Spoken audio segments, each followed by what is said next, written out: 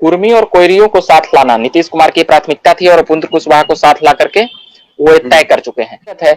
और नीतीश कुमार को अगर कोई यह कहता है कि वो जातीयता नहीं करते हैं, ऐसे वैसे सबका विकास सबका, क्या ये सारी बातें गलत है। उपेंद्र कुशवाहा के माध्यम से क्या नीतीश कुमार अपने मन की बात बीजेपी को बोलना चाह रहे हैं क्या? लगातार उनका बयान आते रहता है। देखिए, नीतीश कुमार क्या कहना चाहते हैं ये अपनी जाति को सेट करके, राष्ट्रीय अध्यक्ष कौन है जदयू के? आरसीपी सिंह। कौन जाति के हैं? उन्हीं के जाति के हैं, उपेंद्र कुशवाहा। और जो यहाँ के प्रदेश अध्यक्ष हुए, तो क्या ये जाति पर, नीतीश कुमार का जाति पर बेस्ड राजनीति है सर? नीतीश कुमार कितना भी अपने आप को साफ सुथरा और छवि दागदार कर लें, वो बिना जातीयता किए हुए नहीं जीत सकते, नहीं रह सकते हैं राजनीति में, और अपनी जाति को प्राथमिकता देते हैं। इस बात को देखा गया है, इस बात को काफी ये किया गया है। इस तरह से मुख्यमंत्री कई नेता रहे जो अपनी जाति का बात करते थे, मगर वो सिर्फ दिखते थे, मगर ये अंदरूनी तौर पे जातीयता को बढ़ावा देते हैं आदित्य। ये अंदरूनी तौर पर अब सोचिए ना कि आप नेशनल लीडर की बात कर रहे हैं और राष्ट्रीय अध्यक्ष, उनकी पार्टी में कई जातियों के अलग अलग लोग होंगे, मगर क्या उन्होंने किसी को बनाया? क्या बनाया किसी को? नहीं, अपनी जाति को बनाया।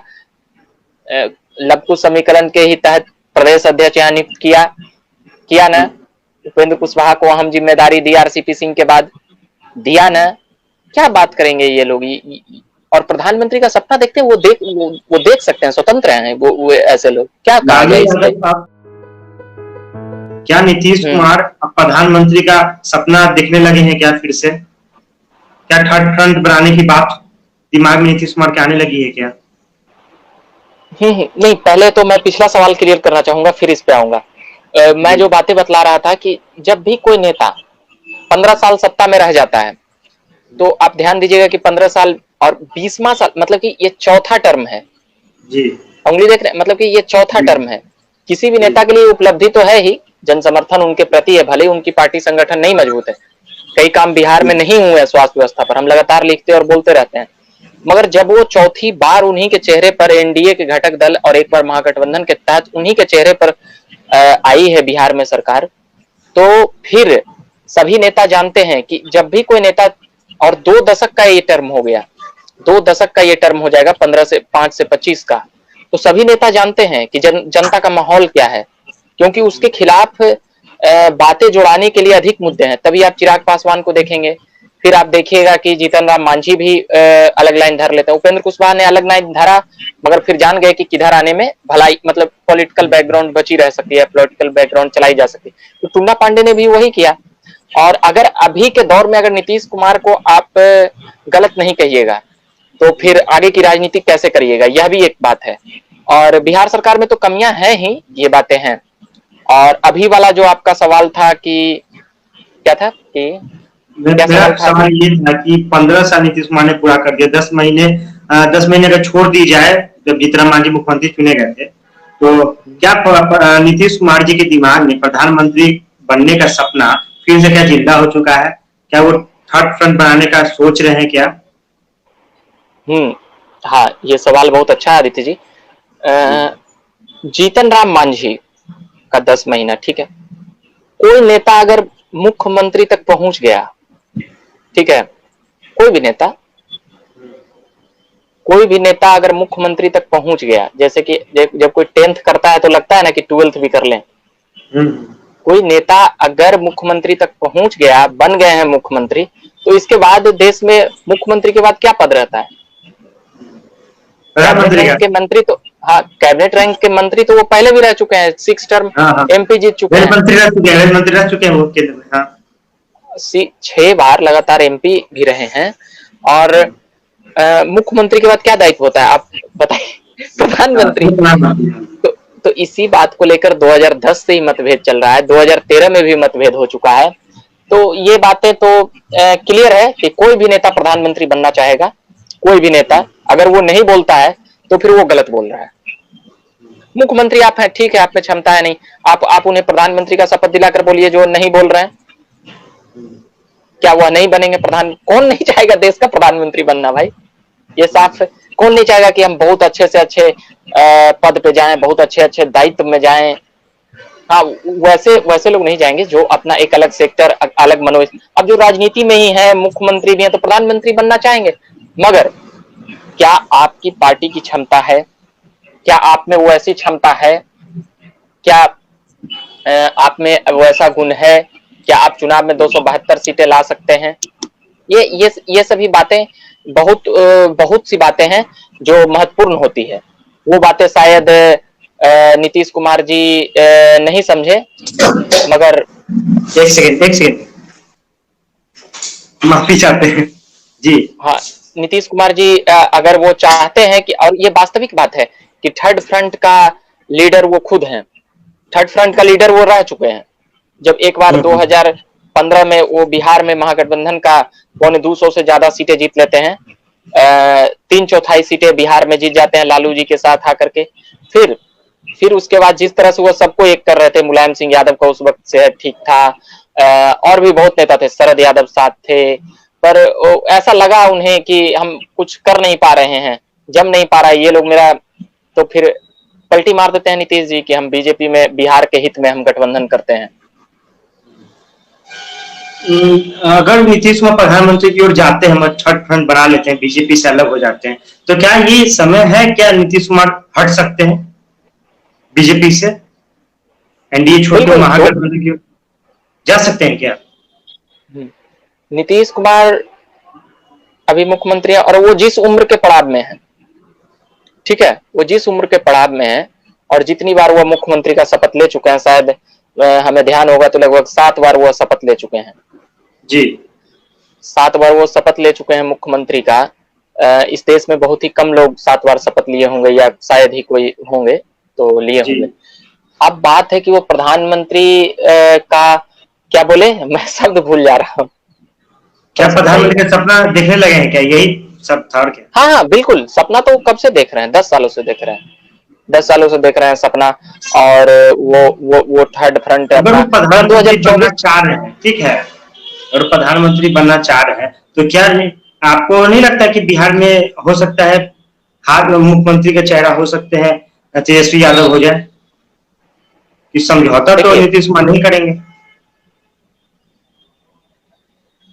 हाँ, देखिए, वो प्रधानमंत्री का सपना देख रहे हैं, तो ऐसा तो नहीं है कि मुख्यमंत्री नीतीश कुमार को बीजेपी अभी हटा देगी, ऐसा नहीं होगा, क्योंकि इसके पीछे भी रीजन है। 2024 का इलेक्शन है और बीजेपी अपना दुश्मन नहीं बढ़ाना चाहती है अभी, क्योंकि उसके सामने एक नेशनल एजेंडा पे उसकी एक विचारधारा की एक अलग सेटअप, एक अलग काम करने का काम है। भले ही वह बिहार में कुछ कमजोर पड़ जाती है, पॉलिटिकल कारणों से जाती है, बहुत सी चीजों से बीजेपी यहाँ पर, मगर क्योंकि वो हिंदुत्व की लहर 2015 में चलाकर देख ली है और उन्हें क्या सफलता मिला नहीं मिला, इसीलिए वो नीतीश कुमार से समझौता करके ही अपना उप मुख्यमंत्री बना करके, दर्जनों मंत्री बना करके यहाँ पर अभी राजनीति करना चाहती है। क्योंकि 43 सीट आया था नीतीश कुमार को, और 74 वाले उनके जूनियर हैं, उनके उप मुख्यमंत्री हैं, उनके मंत्रालय में हैं, तो समझ सकते हैं कि नीतीश कुमार का एक राजनीतिक रुतबा है, जिसके वजह से वो इतने 43 सीट लाकर भी मुख्यमंत्री हैं। पिछली बार भी सेकंड पार्टी थे, सेकंड बड़ी सीटें थे, तो और इस बार हमने देखा कि तीसरी नंबर की उनकी पार्टी थी अपने ही गठबंधन दल में। ऐसा बहुत कम देखा गया है कि वो ऐसे लोग मुख्यमंत्री होते हैं जो सेकंड और थर्ड रैंक की पार्टी होती है, वरना पहले जो सबसे बड़ा दल होता है वो तो दावा कर देगा। मगर नीतीश कुमार का कह सकते हैं कि ऐसी शख्सियत है, ऐसा चेहरा बन चुका है कुछ काम के जरिए, कि अब उन्हें बिहार के लोग मुख्यमंत्री से कम देखना नहीं चाहते हैं, यह भी एक कारण है। इसी कारण से चौथी बार भी जीत कर आए, तो प्रधानमंत्री का सपना देख रहे हैं तो कोई गलत नहीं है। मगर हमने पहले भी कहा कि क्या उनके पास पार्टी है, क्या संगठन है, क्या कांग्रेस का समर्थन है, क्या ममता दीदी चाहती हैं, क्या केजरीवाल चाहेंगे, क्या नवीन पटनायक का समर्थन मिलेगा? ऐसे कई लोग हैं जिनके मिलने पर उन्हें प्रधानमंत्री के लिए प्रमोट, तो इन लोगों को मिलाना पड़ेगा। ये जो इतने सारे हमने धागे का नाम लिया, एक तरह से कह सकते हैं, जो धागे को सिलना पड़ेगा, जोड़ना पड़ेगा, तब नीतीश कुमार ये सपना देखने के लायक हैं। अन्यथा सपने हर कोई देखते हैं, ख्याली पुलाव के वादे। नीतीश कुमार के वर्तमान अभी राजनीति को देखिएगा संगठन का, तो कई लोगों को जेडीयू ने जोड़ने की कोशिश की है और कई सफलता भी मिली है, तो संगठन कहीं ना कहीं जेडीयू अपना संगठन को मजबूत कर रही है ग्राउंड लेवल पर। तो हो सकता भविष्य की तैयारी हो रही होगी। हाँ हाँ, ये तो मैं पहले भी कहता रहा हूँ। जब नीतीश कुमार जब नीतीश कुमार पहले पहले भी गठबंधन तोड़ के पहले भी गठबंधन में एक कर दिए और एक साथ आ गए, तो ये तो पहले भी वह करते रहे हैं, अपनी संगठन को मजबूत करते रहे हैं। मगर बीजेपी की इतनी बड़ी लॉबी है, बीजेपी की इतनी बड़ी टीम है, बीजेपी की इतना बड़ा बड़ा संगठन है, और उसके जड़ में जो आरएसएस है, राष्ट्रीय स्वयंसेवक संघ है, उसकी इतनी भुजाएं हैं और इतना कौन है, समझ रहे हैं आदित्य, इतना जी जी कौन जी। है, जितनी जितनी बड़ी इस देश की आज विपक्ष है, उतनी बड़ी बड़ी संगठन राष्ट्रीय स्वयंसेवक संघ ने बनाकर रखी है, तो इससे बीजेपी को मदद मिल जाती है। और लेकिन राष्ट्रीय मुद्दे पर जो नीतीश कुमार ने भी अभी उपेंद्र कुशवाहा को अपने साथ जोड़ा है, तो कहीं ना कहीं लघु समीकरण मजबूत होता होता दिख रहा है ना नीतीश कुमार के साथ। फायदा तो बिल्कुल नीतीश कुमार ले जा सकते हैं। कुर्मी और कोयरियों को साथ लाना नीतीश कुमार की प्राथमिकता थी, और उपेंद्र कुशवाहा को साथ ला करके वो तय कर चुके हैं। तो जी देखिए, जाति तो फैक्टर है। अगर कोई कहता है भारत की राजनीति में कि जाति ऐसे नहीं है वैसे, अगर कोई पार्टी कहती है, तो मैं उनसे कहता हूं आप अपनी पार्टी का टिकट दीजिए जिसमें आपकी जाति की वहां पर बहुलता नहीं है। जैसे कोई कोई विधानसभा हो, कोई लोकसभा हो, वहां पर कोई ऐसी टिकट दी, हाँ कोई ऐसा नेता देश विदेश से आता है जो इधर से लड़ ले, इधर से नेशनल लीडर दो चार हैं, उन लोगों का नाम हटा दिया जाए। मगर 95% सीटें कैसे जीती जाती है, 99% कहिए, 95% कैसे जीती जाती है? आपको बिहार टिकट में तो वहीं से जाति मिलेगा। हम्म, वहां पे जाति की बहुलता है, तो उसी जाति को वहां पर मिलेगा। तो आप कैसे इनकार कर सकते हैं? तो कुर्मी कोयरियों को एक करना चाहते हैं नीतीश कुमार, तो ये उनकी पार्टी की ढांचागत है। और नीतीश कुमार को अगर कोई यह कहता है कि वह जातीयता नहीं करते हैं, ऐसे वैसे सबका विकास सबका, क्या ये सारी बातें गलत है। उपेंद्र कुशवाहा के माध्यम से क्या नीतीश कुमार अपने मन की बात बीजेपी को बोलना चाह रहे हैं क्या? कि लगातार उनका बयान आते रहता है। देखिए, नीतीश कुमार क्या कहना चाहते हैं, ये अपनी जाति को सेट करके, राष्ट्रीय अध्यक्ष कौन है जदयू के? आरसीपी सिंह। कौन जाति के हैं? उन्हीं के जाति के हैं, उपेंद्र कुशवाहा। और जो यहाँ के प्रदेश अध्यक्ष हुए, तो क्या ये जाति पर, नीतीश कुमार का जाति पर बेस्ड राजनीति है सर? नीतीश कुमार कितना भी अपने आप को साफ सुथरा और छवि दागदार कर लें, वो बिना जातीयता किए हुए नहीं जीत सकते, नहीं रह सकते हैं राजनीति में, और अपनी जाति को प्राथमिकता देते हैं। इस बात को देखा गया है, इस बात को काफी ये किया गया है। इस तरह से मुख्यमंत्री कई नेता रहे जो अपनी जाति का बात करते थे, मगर वो सिर्फ दिखते थे, मगर ये अंदरूनी तौर पे जातीयता को बढ़ावा देते हैं आदित्य। ये अंदरूनी तौर पर, अब सोचिए ना कि आप नेशनल लीडर की बात कर रहे हैं, और राष्ट्रीय अध्यक्ष, उनकी पार्टी में कई जातियों के अलग अलग लोग होंगे, मगर क्या उन्होंने किसी को बनाया? क्या बनाया किसी को? नहीं, अपनी जाति को बनाया। लघु समीकरण के ही तहत प्रदेश अध्यक्ष यहाँ नियुक्त किया ना। उपेंद्र कुशवाहा को अहम जिम्मेदारी दी आरसीपी सिंह के बाद, दिया ना। क्या बात करेंगे ये लोग?